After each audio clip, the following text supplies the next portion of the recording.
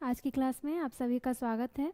जैसा कि आप सबको पता है कि हम लोगों ने जो पीटीआई का योग वाला सिलेबस था उसको कंप्लीट कर लिया है, लेकिन आपके सिलेबस से बाहर का भी क्वेश्चन आया हुआ है। जैसे अष्टांग योग आपके सिलेबस में नहीं है, मेंशन नहीं किया गया है, लेकिन आपके पिछले विगत वर्षों का जो क्वेश्चन आया है उसमें अष्टांग योग को भी वहाँ पे इंक्लूड किया गया है। तो इसलिए आज हम लोग अष्टांग योग का भी देख लेते हैं कि क्या है और इसके अंदर में क्या क्या चीज़ें हैं, है ना।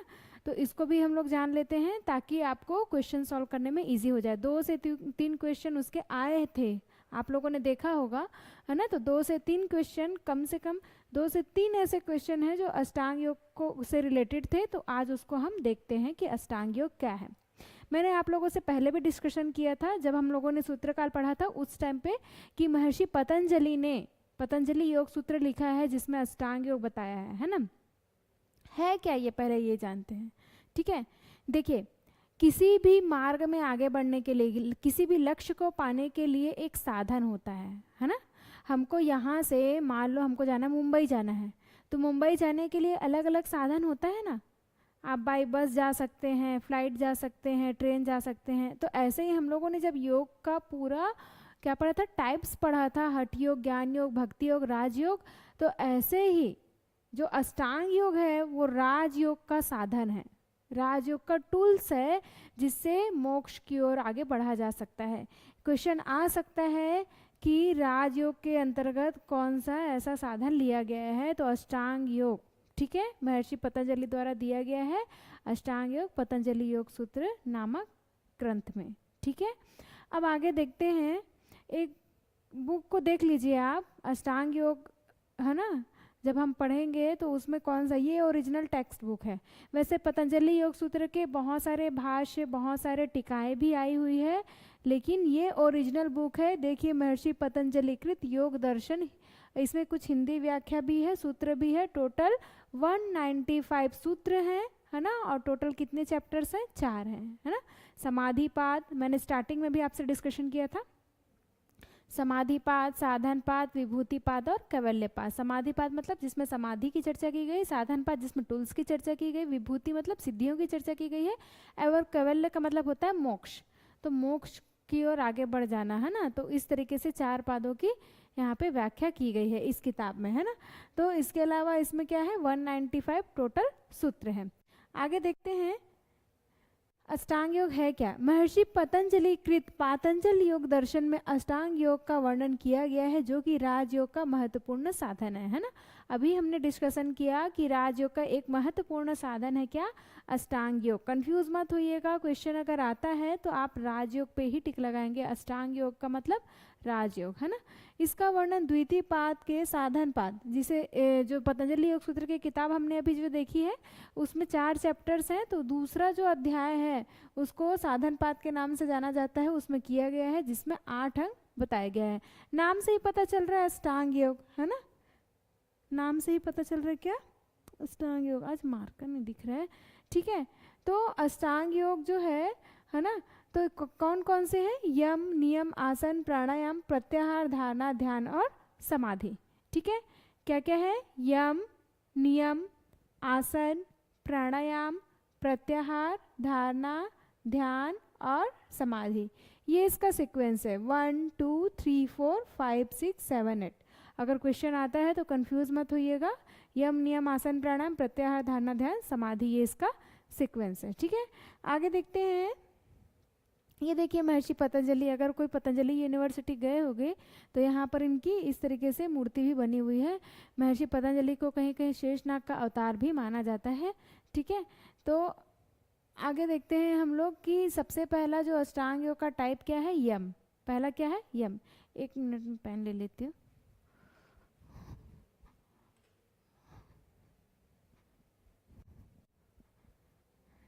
ठीक है। तो सबसे पहले क्या है यहाँ पर, यम। अब देखिए यम वैसे तो जानते हैं कि यम कौन है, मृत्यु का देवता है ना, लेकिन यहाँ पर एक ऐसे 5 तरीके की ऐसे साधन बताए गए हैं जिससे अपने मन को नियंत्रित किया जा सकता है, जिसको यम के नाम से जाना जा सकता है, ठीक है। तो यम के कितने प्रकार होते हैं, 5 प्रकार होते हैं, कौन कौन से देखते हैं। पहला है अहिंसा। अहिंसा आप सभी जानते हैं, अहिंसा मतलब, हिंसा मतलब होता है किसी को चोट पहुंचाना, लेकिन अ लग गया तो उसका जस्ट अपोजिट। अहिंसा का मतलब क्या होता है, मन वचन कर्म से किसी भी जीव को, किसी भी इंसान को, किसी भी चीज को आपको क्या करना है, हर्ट नहीं करना है, हानि नहीं पहुंचाना है, किसी भी तरीके का कष्ट नहीं देना है। जैसे हम डेली लाइफ में क्या करते हैं, अष्टांग योग को ऐसे समझिएगा कि हमारे डेली लाइफ से रिलेटेड है, हमारा व्यवहार जो है, हम डेली में जो व्यवहार यूज़ करते हैं या फिर उसको जीते हैं उससे ही रिलेटेड है ना। तो यहाँ पर क्या है, अगर कोई हमको गाली दे देता है तो हम क्या करते हैं, 4 गाली और देते हैं, किसका मन खराब होगा, और मन ही मन कूटते रहते हैं, है ना। तो जो गाली दे रहा है, जिसके मन में ये सब ईर्ष्या द्वेष भरा हुआ, उसका मन खराब होगा ना। अगर सामने वाला रिस्पॉन्स नहीं करेगा तो वो अपने आप ही शांत हो जाएगा। लेकिन हम लोग क्या करते हैं कि एक अगर एक गाली दे रहा है या एक कोई अपशब्द कह रहा है तो हम उसका 4 गुना 10 गुना करके लौटाते हैं, है ना। तो यहाँ पर क्या है, अहिंसा मतलब किसी भी जीव जगत को, देखिए मन वाणी और शरीर से किसी प्राणी को कभी किसी प्रकार का किंचित मात्र दुख ना देना, ये क्या है, अहिंसा। तो अगर हम अहिंसा को फॉलो करेंगे तो दूसरे भी, चाहे वो जीव हो, कोई दूसरे जानवर हो सकते हैं, है ना, या कोई इंसान ऐसा भी है जो फिर आपको हर्ट नहीं करेगा, दुश्मनी नहीं होगा, तो फिर टेंशन खत्म। आप सभी जानते होंगे, अगर कुत्ते को दौड़ाएंगे ना तो वो भी हमको एक दिन दौड़ाएगा, लेकिन अगर उससे प्यार से हम पेश आएंगे तो वो हमसे वैसा ही बिहेव करेगा, है ना। कोई भी जानवर हो या कोई भी जीव हो, मनुष्य जगत भी हो, उससे अगर हम प्यार से व्यवहार करते हैं तो हमको रिस्पॉन्स में भी वैसा ही रिप्लाई हमको मिलता है। अगर हम उससे चिढ़ करके, उससे गाली दे करके, उसका दुत्कार करके व्यवहार करेंगे तो कहीं ना कहीं हमको उसका भी फल मिलेगा। पर दोष दर्शन का त्याग। पर दोष दर्शन मतलब यहाँ पे लिखा है पर दोष दर्शन, मतलब किसी इंसान के, क्या हम लोग बोलते हैं ना, बुराई करना, उसके अंदर ये कमी है, उसके अंदर वो कमी है, इस तरीके से जो चीज़ें देखते हैं वो भी एक तरीके से अहिंसा के अंतर्गत आता है। पर दोष देखना मतलब दूसरों की गलतियों को उछालना, दूसरे की गलतियों को देखना भी एक तरीके से हिंसा है। तो हमें ऐसा नहीं करना चाहिए, है ना। तो यहाँ पर देखिए अहिंसा। दूसरा है सत्य। दूसरा क्या है, सत्य। सत्य क्या है, मन वचन कर्म से सत्य बोलना। लेकिन हम लोग क्या करते हैं, झूठ, झूठ पर झूठ, और एक झूठ को छुपाने के लिए हजारों झूठ बोल जाते हैं, है ना। तो यहाँ पर क्या बोला है, इंद्रिय और मन से प्रत्यक्ष देखकर, सुनकर या अनुमान करके जैसा भी अनुभव किया है ठीक वैसा ही भाव प्रकट करना। ठीक है, हम लोग क्या करते हैं, छोटी सी बात को बतंगड़ बना के बताते हैं, है ना। अगर छोटी सी घटना हुई उसको बहुत बढ़ा चढ़ा के बोलते हैं। जैसे वो कई मीडिया वाले ऐसे होते हैं ना, छोटा सा हुआ होगा उसको बढ़ा चढ़ा के बताना है, लोग डर जाते हैं, तो वो झूठ हुआ एक तरीके से, है ना। तो यहाँ पर क्या है, इंद्रिय और मन से प्रत्यक्ष देखकर, मतलब हम अपने आँखों से देखकर, कानों से सुनकर, हम जो भी चीज़ें सामने घटित हो रही है उसको वैसा ही बताना, वैसा ही प्रेजेंट करना, जो हमने एहसास किया है उसको वैसा ही प्रेजेंट करना सत्य कहलाता है ना। और उसके बाद क्या लिखा है, प्रिय और हितकर तथा दूसरे को उद्वेग उत्पन्न न करने वाले जो वचन बोले जाते हैं वो सत्य है। ठीक है, मतलब आप किसी को कुछ घटना बता रहे हैं तो किसी को नुकसान पहुंचाने वाले या दुख देने वाले नहीं होने चाहिए, वो प्रिय होने चाहिए, है ना, मधुर होना चाहिए, जो लोगों को हानि भी ना पहुंचाए। लेकिन बोलते हैं सच कड़वा होता है ना। तो उसको इस तरीके से प्रेजेंट करना है कि लोगों को उसकी बात का बुरा ना लगे, उसका एक तरीका होता है। तो सत्य मन वचन कर्म से सच बोलना, सत्य का पालन करना। ठीक है, तो आप जैसे कई लोगों को देखना, वो सामने कुछ और बोलते, पीठ पीछे कुछ और करते हैं, तो वो भी एक तरीके से असत्य के अंतर्गत आता है ना। तो सत्य का मतलब क्या है कि हमने जो महसूस किया है, जो चीज़ें हमने देखी है उसको ठीक वैसा ही प्रेजेंट करना या वैसा ही बताना। कपट और छल रहित व्यवहार, है ना, किसी से कपट का व्यवहार नहीं करना, है ना, किसी से छल का व्यवहार नहीं करना। तो ये क्या है, एक तरीके से सत्य को फॉलो करना है। ठीक है, आगे हम देखते हैं अस्तेय। अस्तेय, देखो स्तेय का मतलब होता है चोरी करना। स्तेय मतलब चोरी करना। क्या हम डेली लाइफ में चोरी करते हैं? क्या हम डेली लाइफ में चोरी करते हैं? करते हैं। कैसे? अब देखिए, स्तेय मतलब होता है चोरी करना, और अलज्ञ तो अपोजिट। अस्तेय मतलब चोरी न करना, अ लगा दिया तो चोरी न करना, अ लगा दिया तो अपोजिट हो गया, है ना।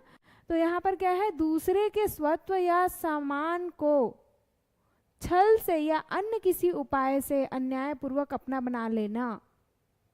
ठीक है, जैसे चोर चोरी करता है, वो क्या है, चोरी ही तो है। या फिर आप मन में भी सोच लेते हैं कि वो सामान या वो इंसान वो मेरा हो जाए, या वो मेरा हो जाए, या फिर आप धोखे से किसी भी तरीके से, जैसे बोलते हैं ना कि कोई देख तो नहीं रहा है हम चोरी कर रहे हैं कि नहीं, है ना, कोई देखे या ना देखे, अगर आपने किसी इंसान की, किसी दूसरे इंसान के चीज़ों को चुरा लिया है, मन में सोचा भी, तो एक तरीके का संस्कार बनता चला जाता है। तो यहाँ पे अस्तेय मतलब क्या है, चोरी ना करना। भाव में भी, मन में भी नहीं लाना है कि वो इस सामान हमारा हो जाए, वो हमारा अधिकार है, ऐसा है वैसा, जो है जैसा है ठीक है ना। तो यहाँ पर क्या है, जैसे टैक्स की चोरी करना, नहीं, गवर्नमेंट की टैक्स की चोरी करते ना, तो वो भी क्या है, एक तरीके से अस्तेय है। और घूसखोरी, है ना, घूस लेना, है ना।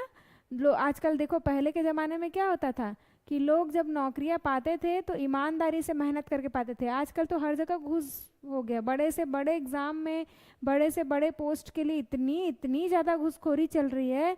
तो वो किसके अंतर्गत आता है, अस्तेय के अंदर। मतलब उसने चोरी एक तरीके से किया है, पाप कर्म को जन्म दिया है। ठीक है, फिर है ब्रह्मचर्य। आप सभी जानते हैं ब्रह्मचर्य शब्द आप बचपन से सुनते आ रहे हैं। मन, वाणी और शरीर से होने वाले सब प्रकार के मैथुनों का सब अवस्थाओं में सदा त्याग करके वीर्य की रक्षा करना, है ना।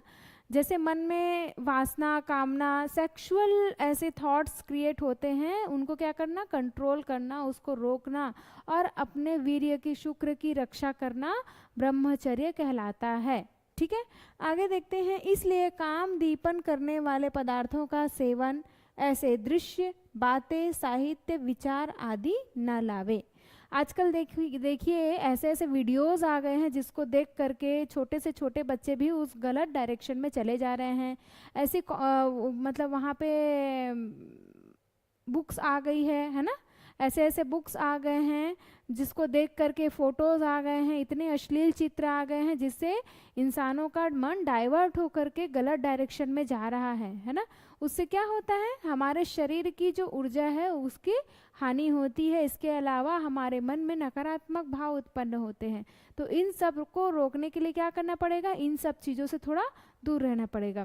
भगवान ने इस चीज़ को इसलिए बनाया था कि वो संतानोत्पत्ति कर सके, अगले जनरेशन को पैदा कर सके। लेकिन आजकल लोग उसको कितना मिसयूज़ करते हैं अपने खुशी के लिए, अब थोड़ी देर की सुख के लिए अपनी ऊर्जा का ह्रास करते हैं, अपने आत्मा को इतना गिराते हैं कि लोग अपने नज़रों में ही गिर जाते हैं, है ना। तो यहाँ पर क्या है, ब्रह्मचर्य का पालन करना, है ना। तो ऐसी बातों को ना देखना जो मन में वासना उत्पन्न करे, ऐसी वीडियोस, ऐसे गाने या ऐसे फोटोज, पिक्चर्स, बातें, कोई भी ऐसे विचार उत्पन्न नहीं होने चाहिए जिससे मन में वासना, अश्लीलता जन्म हो। ठीक है, अपरिग्रह। अपरिग्रह का मतलब होता है इकट्ठा ना करना। ठीक है, इकट्ठा ना करना, शॉर्ट फॉर्म में आप लिख लीजिए, इकट्ठा ना करना। अपरिग्रह का मतलब क्या होता है, इकट्ठा ना करना। अपने स्वार्थ के लिए ममता पूर्वक धन, संपत्ति और भोग सामग्री का संचय करना परिग्रह है।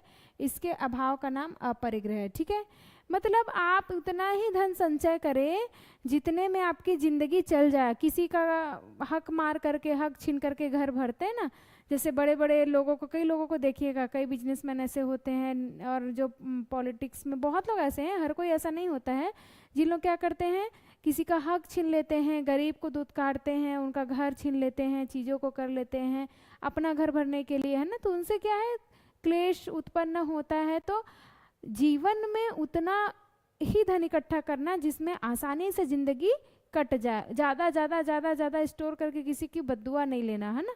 तो अपरिग्रह का मतलब क्या होता है, इकट्ठा ना करना, इतना इकट्ठा नहीं करना कि हमारे आसपास के लोग भूखे मर जाए, हमारे आसपास में गरीबी छा जाए, हमारे आसपास में भूखमरी के कारण लोगों की मौत हो जाए, है ना। तो ऐसी परिस्थिति पैदा नहीं करना है। तो अपरिग्रह का मतलब क्या है, धन संचय ना करना, अधिक धन संचय ना करना, ठीक। नेक्स्ट है नियम। हम लोगों ने यम देख लिया, फिर से मैं रिपीट कर रही हूँ, अहिंसा, सत्य, स्तेय, ब्रह्मचर्य, अपरिग्रह, ये 5 यम के प्रकार हैं। अब देखते हैं नियम। नियम के 5 प्रकार हैं। देखिए शौच, है ना, शौच का मतलब क्या होता है, शुद्धि। तो शुद्धि कैसे होता है, देखिए जल, मिट्टी आदि के द्वारा शरीर, वस्त्र और मकान आदि के मल को दूर करना बाह्य शुद्धि है। देखिए शुद्धि 2 प्रकार की होती है, शौच 2 प्रकार से बताया गया, बाह्य शुद्धि और आंतरिक। ये देखिए आंतरिक शुद्धि, ठीक है। तो 2 तरीके से शौच बताया गया है, बाह्य व आंतरिक। अब ये क्या है बाह्य व आंतरिक, ठीक है। जैसे हम लोग स्नान करते हैं, रोज नहाते हैं, कपड़े धोते हैं, शरीर को धो रहे हैं, घर की साफ सफाई करते हैं, तो ये क्या कहलाता है, बाह्य शुद्धि कहलाता है। लेकिन आंतरिक शुद्धि कौन कर सकता है, तो यहाँ पे देखिए जप, तप और शुद्ध विचारों द्वारा एवं मैत्री आदि की भावना से अंतःकरण के राग, द्वेष आदि मलों का नाश करना। भाई आप कितना भी नहा लो, अभी वो कुंभ लगा था ना, महाकुंभ, तो बोले कि पाप धो ले जा करके, पाप धो ले जा करके, अच्छी बात है गए, लेकिन क्या मन के पापों को धो पाए क्या, शरीर को तो धो के आ गए, लेकिन मन को कैसे धोएंगे, मन को कैसे शुद्ध करेंगे, है ना। तो यहाँ पर क्या है कि शरीर को तो हम रोज धोते हैं, मल मल के मैल निकाल रहे हैं, सुंदर दिखना है, ये है वो है, दुनिया भर का सब चीजें करते हैं, लेकिन मन को चमकाने के लिए हम कोई काम नहीं करते। तो उसके लिए क्या करना चाहिए, अच्छे विचार आने चाहिए, जप करने चाहिए, अनुष्ठान करना चाहिए, स्वाध्याय करना चाहिए, जिससे मन के अंदर जितने भी राग, द्वेष, कलह है, एक दूसरे के प्रति कुढ़न मची हुई है, उन सबको खत्म करना है। ये क्या है, आंतरिक शुद्धि। जब तक आंतरिक शुद्धि नहीं होगी ना, इंसान कभी खुश नहीं रह सकता। देखो कितना भी धन संचय हो जाए, लेकिन इंसान अगर सही नहीं है, उसका विचार अच्छे नहीं है, तो क्या मतलब उसकी जीवन का। तो गरीब इंसान अगर अच्छी सोच रखता है, ऊंची सोच रखता है, तो वो ज़्यादा अच्छा है। कोई कितना भी सुंदर हो जाए, मन का गंदा है तो कोई मतलब नहीं है, और कोई कितना भी काला हो जाए, मन का सुंदर है तो सबसे श्रेष्ठ है ना। तो यहाँ पर आंतरिक शुद्धि बहुत जरूरी है। दूसरा है संतोष। संतोष से आप सभी वाकिफ हैं, है ना। संतुष्ट रहना, जो जितना है हमारे पास उसमें संतुष्ट रहना। देखिए कर्तव्य कर्म का पालन करते हुए उसका जो कुछ परिणाम हो तथा प्रारब्ध के अनुसार स्वतः जो कुछ भी प्राप्त हो और जिस भी परिस्थिति में जो भी मिल रहा है उसमें संतुष्ट रहना, है ना। तो यहाँ पर क्या है, हम लोग क्या करते हैं, और पाने की चाह रखते रखते अपनी खुशी को खो देते हैं। संतोष सबसे बड़ा सुख कहा गया है, सबसे बड़ा सुख क्या है, संतोष है ना। तो हम ज़्यादा पाने की चाह में मन की खुशी को, मन की प्रसन्नता को हम लोग भूल जाते हैं। अगर इंसान कोई संतोषी है तो उसको 2 रोटी मिल रहा है तो भी खुश है, और वरना किसी को तो बहुत 56 भोग मिल रहा है तो भी खुश नहीं है ना। तो संतोष का होना बहुत ज़रूरी है। हमारे पास जितना है, जो भी है, जिस परिस्थिति में है, उसमें ही खुश रहना संतोष कहलाता है। हाँ, बड़ा बनने की चाह होनी चाहिए, लेकिन इतनी नहीं होनी चाहिए कि अंदर तृष्णा, वासना, वेदना सब चीज़ें घर कर जाए। आगे देखते हैं तप, ठीक है। अभी क्या हमने देखा, शौच, फिर संतोष। अब देखते हैं तप।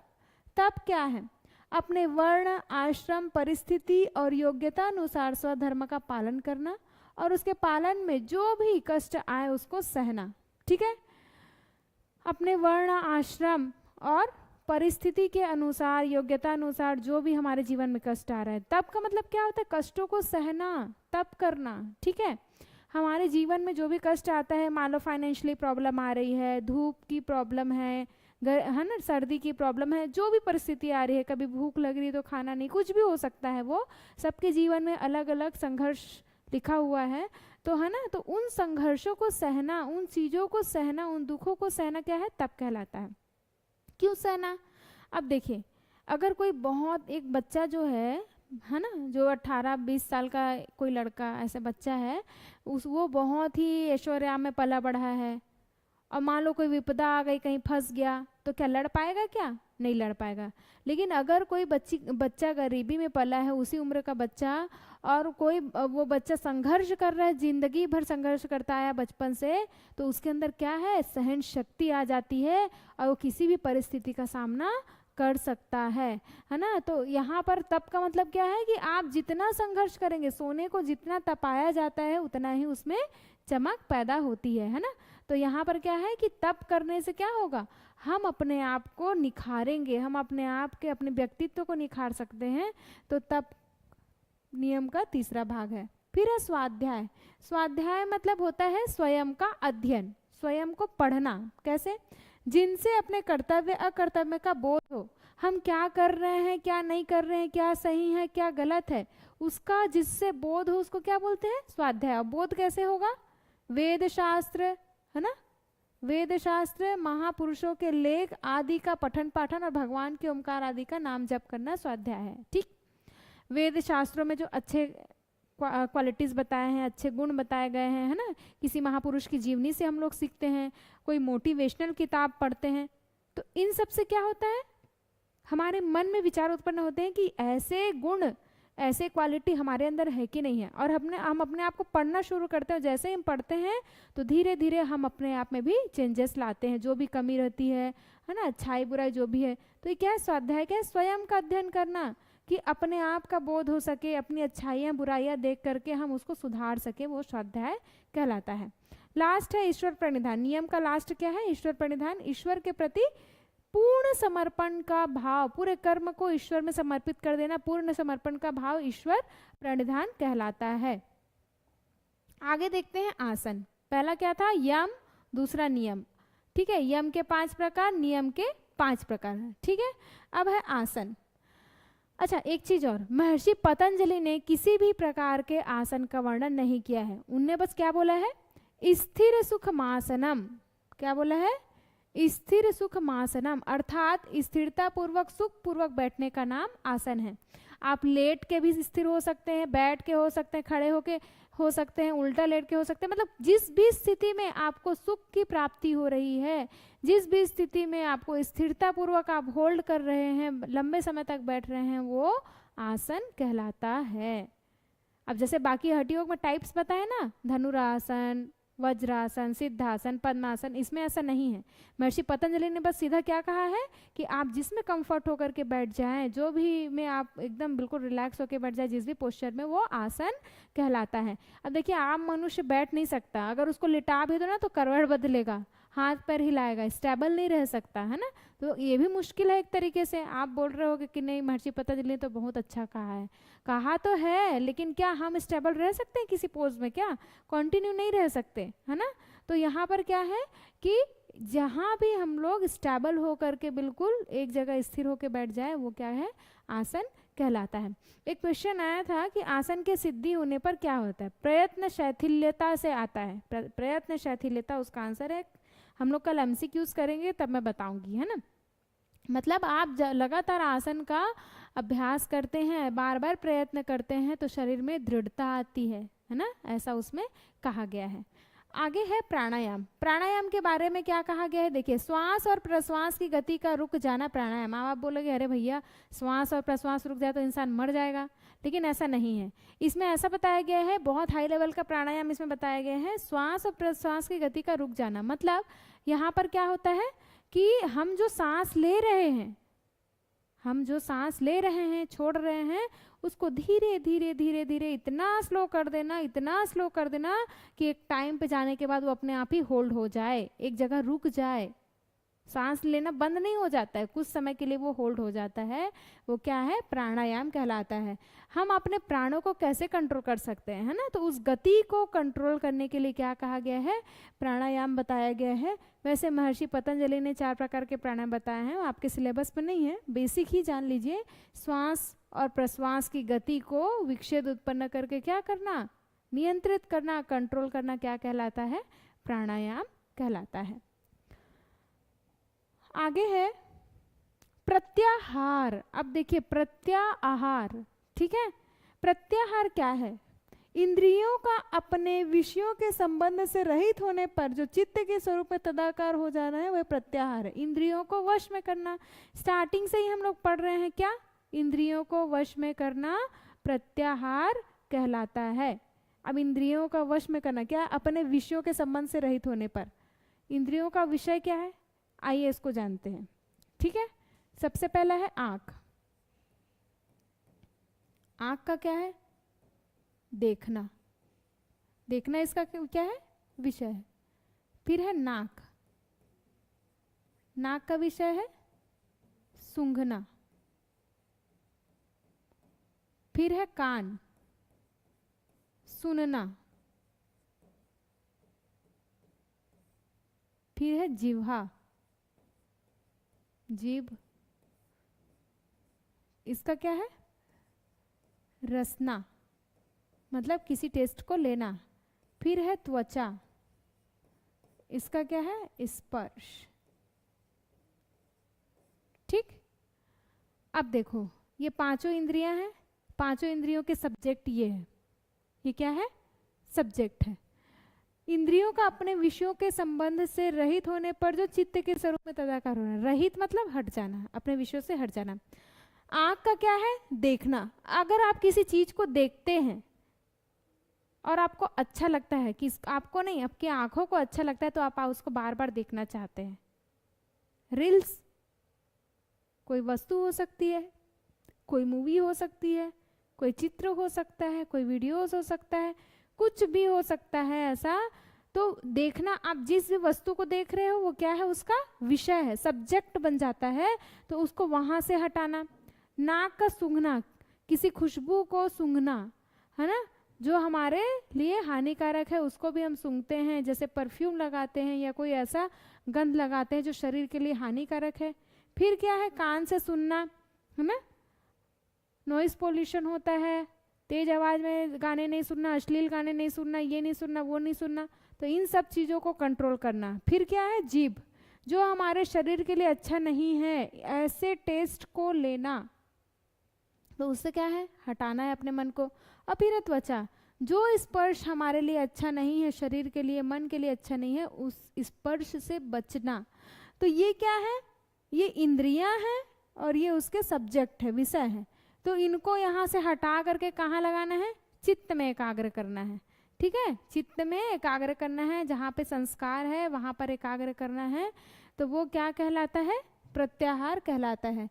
शॉर्ट फॉर्म में देखा जाए तो इंद्रियों को वश में करना क्या है, प्रत्याहार है। वश में करने का मतलब ये नहीं है मंत्र वंत्र पढ़ के वश में कर ले, यहाँ पर क्या है, कंट्रोल करना। जैसे आपका मन कर रहा है मीठा खाना है, मीठा खाना है, मीठा खाना है, आपको पता नहीं हमारे लिए अच्छा नहीं है, आपने अगर उस मीठे को कंट्रोल कर लिया ना, जब आपको क्रेविंग होगी खाने की, उस टाइम पे अपने आप को कंट्रोल कर लिया, मतलब आप अपने इंद्रियों को वश में कर रहे हैं। आपका बहुत मन कर रहा है कि मूवी देखना है, लेकिन आपका काम पड़ा हुआ है और आप अपने मन को कंट्रोल में कर रहे हैं, तो वो क्या है, आंखों का एक तरीके से वश में करना है ना। ऐसे ही टेस्ट का है, ऐसी कानों का है, ऐसी स्किन का है। ठीक है, तो ये क्या है, एक तरीके से प्रत्याहार कहलाता है, इंद्रियों को वश में करना। अब है धारणा। अब क्या है, धारणा।